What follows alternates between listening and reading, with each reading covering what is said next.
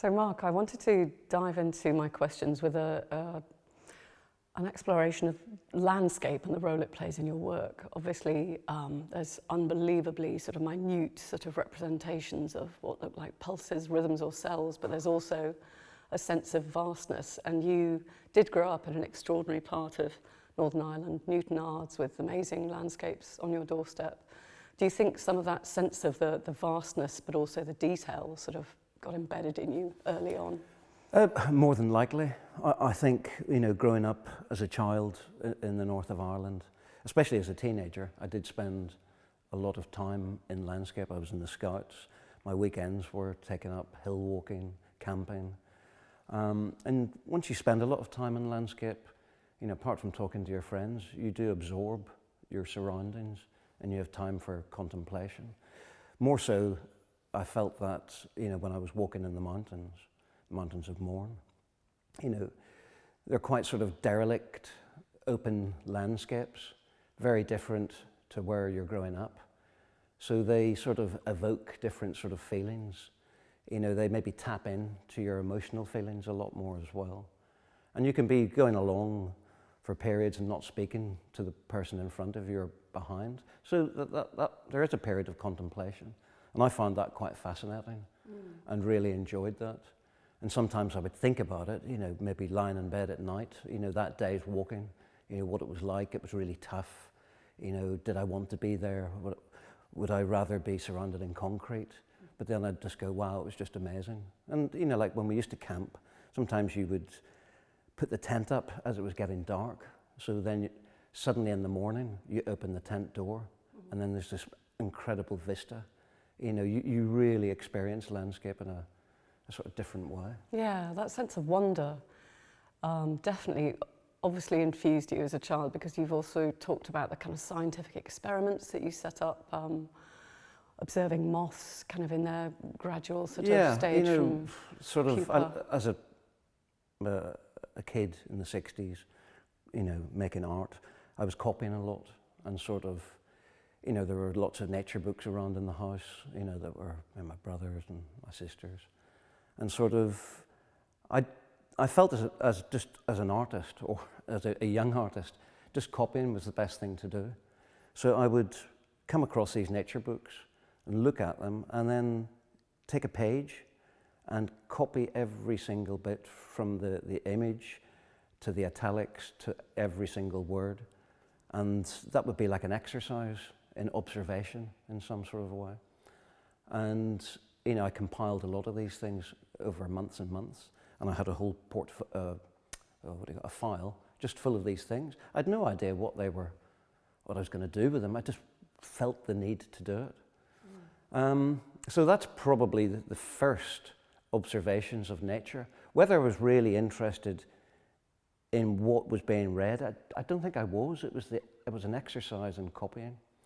But later, I suppose then as a teenager, being involved in landscape a lot, things sort of fleshed out a bit more in that way. So I went to art school, sort of left art school, and that period there's a lot of fluctuation, a lot of things going on. You don't have the guidance of a tutor or various people, you're out on your own. And I think usually, or certainly in my case, I had to reflect on what I was making. And I was quite confused, and I sort of went back to things that interested me as a teenager and thought about nature, thought about landscape. So I started to make these landscapes, and the memories of walking in the hills in Ireland, came back quite strongly. And these landscapes that I made were quite simplified. They basically had the sky, foreground, and a horizon line. So very simplified, quite abstract, and very empty. And they sort of mirrored the landscapes that I'd been walking in the north of Ireland. So I plodded on with that for a while, and sort of, then became quite dissatisfied with these landscapes. Sort of looking at art history, landscape is a very well-trodden tradition.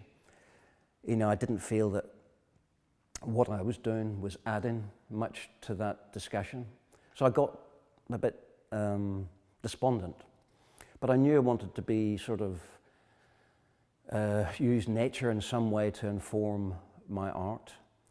And then I picked up a botany book which had dissected images of stems of plants. And then they sort of went inside the plant and looked at the cellular sort of structure of it all. And at that point I thought, well, that's interesting, because it's sort of opening it up. It's another type of landscape. It's not the open vista, it's an internal landscape. So that was a real starting point. And I thought, how am I going to take this forward? So I embarked on an intensive month of making monoprints. You know, there was a studio next door to where my studio was, so it was quite handy. And I just went in there not knowing what to expect, but I had this book, line drawings. I thought, okay, I'll look at the line drawing, close the book, and then I just experimented making prints. Making a monoprint is a very immediate way of putting an image down very quickly, and you can print it, it either works or it doesn't. But over that month I accumulated a lot of prints. And once I'd done that, I took them back to the studio, just put them up round the walls, and then thought, right, okay, I've got these images, what am I going to do with them? You knew you had something at that point, though. They were sort of communicating. I had something, but I didn't know how it was going to be translated into paintings. You know, that was very clear, and it sort of took a while to really think about it. And then suddenly I thought, well, okay, I've been making them on these plates, you know, rolling the ink, drawing into the image with different tools and using brushes. I've got to try and replicate that in some way if I want to do that on a larger scale. So I would stretch a canvas or stretch canvas over board and then get rid of the tooth of the canvas with layers and layers of acrylic. So I'd sort of, you know, made a surface which wasn't dissimilar to the plate. You know, it was sort of smooth, and I sort of started using rollers and the same tools, and so I managed to sort of get something which had a similarity to the print. It wasn't exactly the same. It's very difficult to replicate that, but it was something that was sort of similar to a degree, and then I modified that. Had a sort of fluidity and energy similar to the print, yeah. Yeah, and sort of, you know, the one thing about printing is it's when you invest a lot of time into preparing a canvas, your hand can get quite stiff when it comes to making that first mark, because there's a lot of preparation. On a metal plate, you just wipe it clean, ink it up, and start again. So that's really defined that whole path since then to the current day. Every painting I've made is rendered in the same way of making the surface of the canvas smooth, extra smooth, or slightly rough as well, depending on what I want from the image that I'm putting on the canvas. Certain, if you've got a slippery surface, the paint reacts differently on that.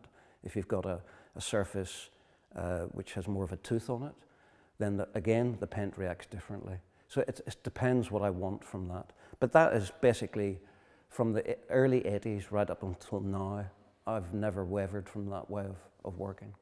And some of those early works, apart from the stems, the kind of lovely sort of visceral stalks, also involved objects that looked like sperm. Sometimes a sperm were dancing. There were cells. There was a sort of more evidently biological phase, wasn't there? Yeah, definitely. But there was always this sense of pulse and energy that you managed to achieve in the paintings. How did you come about? Often the blurring technique was I think instrumental. Again, at that stage, you know, the ideas, there were lots of things going on. My head was just full of stuff. So I think what I was trying to do is just document image after image on a canvas. It didn't feel like I had to take one image and then just work the whole way through that until I exhausted it. It was sort of, it was just like a big sketchbook. I was just treating everything as lots of sketches, and I wanted to try and get these sketches onto canvas. And I suppose that the blurring technique, you know, a lot was changing in the art world around that time. It was sort of, you know, it was the sort of, you know, yeah, there was the sort of, Goldsmiths was the prominent sort of college at the time. There was a much more sort of ideas-based sort of way of approaching art. And I suppose I had to think about, with these images, what did they mean to me? You know, sort of how important were they? Where were they going to take me? So it was a gradual evolutionary sort of process. I didn't really know, but there was certain things did occur to me early on with the early monochromatic paintings. You know, they had a blur to them. I suppose what I was trying to do was echo sort of the way we receive information. You know, we're very reliant on TV, film, video, newspapers, magazines. The photographic image is very important to relay information. So in some ways, the photographic blur, just dealing in black and white, was probably quite a focus and a very deliberate thing, just to sort of contain it for a bit, so I could get on my feet and sort of try and work out exactly what I was trying to do and in which direction I wanted to take everything. And then when you moved into colour, I mean, I think of your colour pieces as really bold, sort of gorgeous saturated colours. I mean, there's obviously a lot of subtle sort of nuanced colour in more recent pieces. How were you guided into the use of colour? What was the instinctive process or conscious process going on there? Well, as I say, colour was quite problematic in some ways. I would make a small painting, maybe put it in the corner and think, okay, I'm not quite sure about this colour. I don't know what I'm trying to say with it. I don't know what it's doing. I'll go back to the black and white ones. That was safer. But over a period of time, colour did get introduced. My palette was quite limited. Probably, you know, apart from black and white, there might have been 3 other colours that I felt comfortable to use at that period. It's like anything, it's an experiment. You know, as you get more confident with working with those colours, then you tiptoe a bit further forward and you know, get braver in terms of that. So in terms of how I'm using colour today, I might mix more. I think the initial days I was using colours that came straight from the tube. I didn't mix. I tend to mix a lot more and sort of refine the colour and really make it do more that I want, rather than be dictated to by what's in the tube.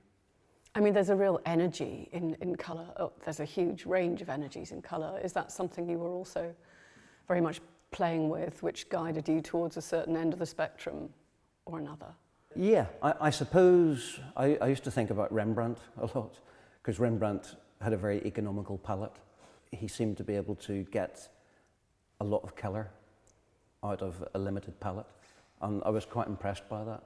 Remember being very excited by his use of colour. I know you're very keen to have music playing when you work, and I wondered if the kinds of music you're listening to influence the colours that you're thinking of putting into the paintings, or the rhythms that you're using in the marks. Sadly, no, I don't think so. But it's still an important part of the process of making a painting, having music on.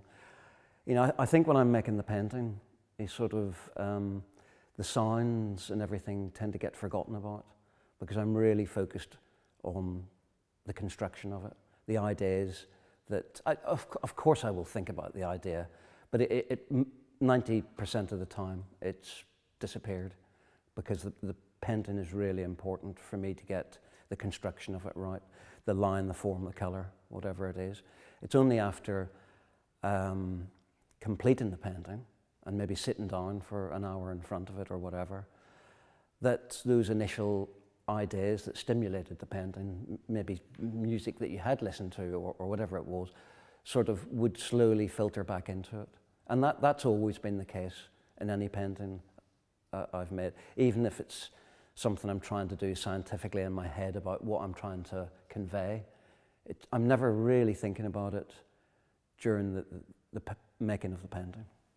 So with the 3 paintings immediately behind you, Yeah. would there be any particular sort of energy or music or ideas that had sort of sparked, say, that gorgeous saffron or this kind of interesting red and grey? This painting was completed the early part of the summer, and I was listening to a lot of reggae dub at the time, you know, King Tubby and so forth. But I can remember what I was listening to, but whether I'm thinking, you know, that King Tubby track was really instrumental in making this, I can't really say that. It's like a collage. I'll be looking at previous paintings and I'll be looking for the balance of the forms. So this is not, although there's sound behind it, it's not a sound that exists. It's an invented sound. It's a collage of what I'm doing, looking at previous paintings and maybe picking bits from those which will work in particular areas as I go along on. I was wondering if having that sort of pulse and rhythm of something in the background kind of allows certain parts of your brain to tune out and others to really tune in. Yeah, I would take that on board. I'm not aware of it, but again, the subconscious, there's a lot of stuff going on that you're not really aware of. It just sort of happens. So yes, I would take that on board. And you have said that ambiguity is really, really important in your work. So yes, you don't want anyone to look at something and say, well, that represents anything in particular. No, I don't try to impose. Obviously, I've got an idea, which is important to me, but I don't want to impose that on anybody. I suppose I'd like the paintings to work on different levels. It's a bit like an onion, the skins, there's lots of layers, and the more layers, the richer it is. So I certainly don't want to impose anything on anybody. With these are newer works, you were saying, these black and white ones. Yeah, I mean, there's a wonderful richness of ambiguity and sort of associations when you look at these. What was your launching point for these two? These paintings are sort of, I've been looking at some older paintings. There's been a number of paintings that I've thought about, and I thought at some point I would like to go back and well, you've done sort of grid series in the past, haven't you? Which these sort of in some way overtly seem to link to. I think the grid, whether it's in the lines or whether it's in the brushing process, which can be horizontal and vertical, the grid somehow is always embedded in the painting. So it's a construct which is of fundamental importance in my work. The grid is incredibly important. If you look at its history, it's an iconic image of modernism. We can't get away from the grid. Look in the studio, the grids are everywhere. Our street systems are based on sort of grids, maps, control panels, from looking at, in a train station and you see that, the departures, everything's based in grids. You can't get away from it. And I think that's important. It's important to me. It doesn't have to be a rigid grid. It can be a very loose grid. It could be a grid that you see in the ground with the mycelium, with the hyphae strands coming off it, to a much more rigid grid that you would see in a map, a street map. They're lines of sort of communication. They're like information systems. They're conduits where information can travel and go from one point to the other. The grid is just a fantastic device for, maybe looking at. I think I like to use a grid to try and convey order and chaos. I think both things can reside on the same plane. They're not things that are totally separate. I see them as one and all, really. Well, this recent painting here, it's not titled at the moment, but it echoes a series that I've returned to recently from the early 90s. So those were the embryonic grid paintings, which were very brushed, very diffused images. They were sort of, at that period when I wasn't quite sure, what was going on in the works, they were echoing sort of minimalism, just in the grid construct, not in the images were ambiguous. We've talked about ambiguity. What are they? What were they doing? What was their purpose? There was the grid was reinforced by the vertical and horizontal brushing marks. They were echoes to lots of things. And I think at that period, decades later, it's nearly 30 years later, I've trodden a path and experienced a lot of stuff, in terms of the making of my work. So there's going to be a sort of a history in there that's embedded, which sort of comes out, hopefully, in these new paintings as well. The concern is not 100% the same today as it was then when I made those earlier paintings. But they're linked, they're intrinsically linked, and I can't get away from that, and I wouldn't want to get away from it. But I don't totally want to 100% understand it either, because it's the surprises that you can get from the unknown. You're led by your intuition, you know, when it comes to trying to make a decision about returning to a series of paintings. You know, there's no point in me sort of replicating a similar type of painting. It's got to be different. It's got to have something else. Otherwise, there's no point in returning to it. Like, this hasn't got a title, but there's a painting in the show which is called Vibrational Field. It's to do with sound, as this painting is. You know, when I'm thinking about it, I'm trying to define or imagine what is going on in that space between you and me. You know, is it empty, or are there things going on? Are there frequencies that are passing by? Who knows? I don't know. But that's the starting point for these paintings. But yes, they echo abstraction and sort of maybe formats which you could see in minimalist painting. They're not minimalist pictures, but there's a sort of nod to maybe the structure, and then I interfere with that structure and disperse the paint and sort of make it slightly chaotic within an ordered brushing. It's very difficult to define it. It's just something you feel. And I can see that when I'm painting. It's very difficult to put into words. You've also moved into sculpture, but then moved back into painting. What's your feeling about your relationship with sculpture? Well, I suppose, you know, when the YBAs sort of were prominent, you know, a lot of artists... You were included with them. I was included, whether show I might have been more on the perimeter or something. But I think I was just a painter in that way, and I love painting.